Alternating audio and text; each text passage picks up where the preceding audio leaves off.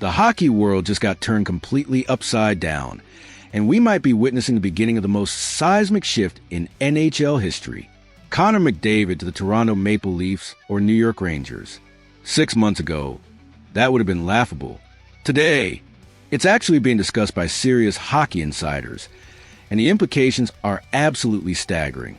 We're talking about a potential $3.5 billion domino effect that could reshape the entire landscape of professional hockey. Let's start with what we know for certain.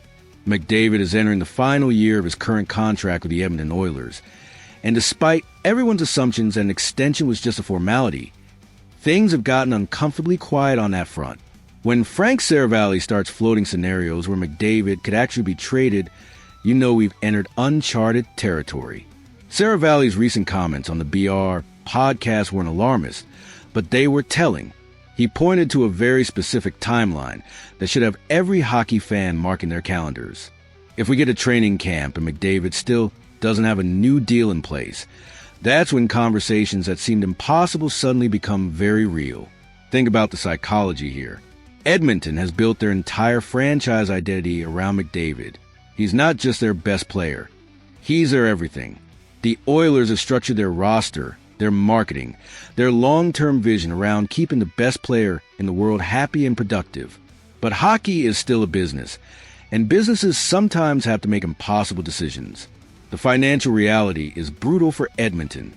They're not a large market team in the traditional sense.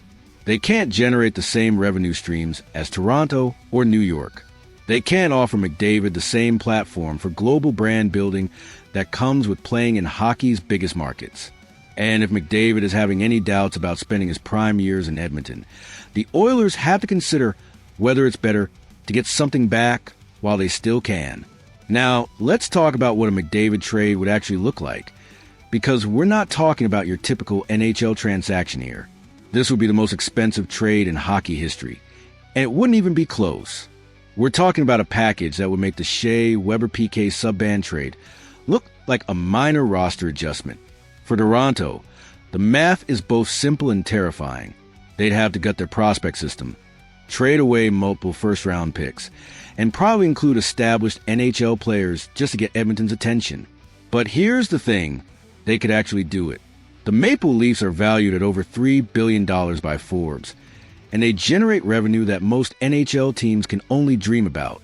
Imagine McDavid playing his home games at Scotiabank Arena with the Toronto media machine behind him, in the biggest hockey market in the world. The marketing opportunities alone would be worth hundreds of millions of dollars. McDavid's brand would explode to levels that simply aren't possible in Edmonton, no matter how much success he has there. The New York Rangers present an equally compelling scenario.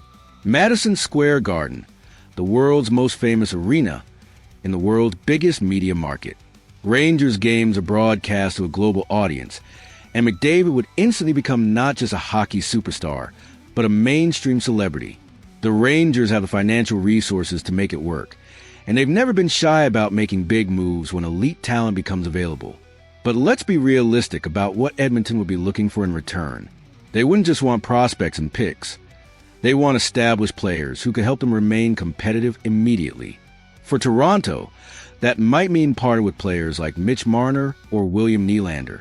For New York, it could mean giving up Artemi Panarin or Igor Shesterkin. The ripple effects would be astronomical. We're not just talking about one trade. We're talking about a complete reshuffling of the NHL's power structure. Teams would suddenly have to recalibrate their championship windows. Free agents would start thinking differently about where they want to play. The entire economic model of the league could shift toward favoring large market teams even more than it already does. Here's what makes the situation even more fascinating. Edmonton is actually in a decent position right now. They made it to the Stanley Cup final just 2 seasons ago. They built a competitive roster around McDavid and Leon Draisaitl. In theory, they should be able to convince McDavid that Edmonton gives him the best chance to win championships in his prime. But championship windows in the NHL are fragile things. The salary cap makes it incredibly difficult to maintain elite rosters over extended periods. Edmonton has already made some tough decisions to keep their core together, and they're going to face even tougher ones in the coming years.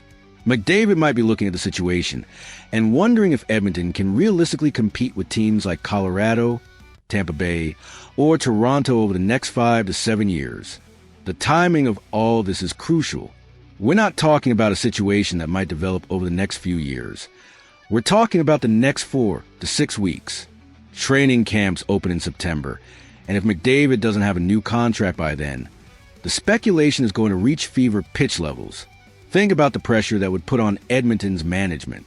Every day that passes without a deal increases the risk that McDavid could actually leave. Every rumor that surfaces linking him to Toronto or New York makes Oilers fans more nervous. At some point, the organization has to decide whether they're comfortable gambling with the most valuable asset in hockey. From McDavid's perspective, this might be his only real opportunity to choose his destination. NHL players rarely get control where they play, especially superstars on long-term contracts. But McDavid has leverage right now that he'll never have again. If he really wants to play in Toronto or New York, this is his chance to make it happen. The scariest part for Edmonton fans is that McDavid doesn't actually have a demand to trade for this to happen. He just has to be non-committal about his future. He just has to let negotiations drag on without resolution.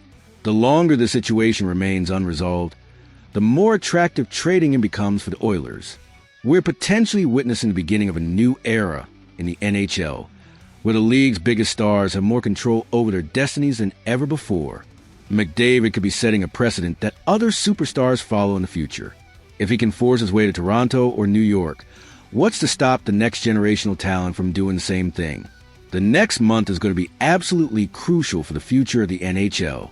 Whether McDavid signs an extension in Edmonton or becomes the centerpiece of the biggest trade in hockey history, the ripple effects will be felt throughout the league for years to come. One thing is certain. We're about to find out just how much the most valuable player in hockey is really worth, and whether small market teams can still compete for generational talent in today's NHL. The answer to that question might determine the future of the entire league. What do you think happens next? Does McDavid stay in Edmonton, or are we about to witness the trade that changes everything?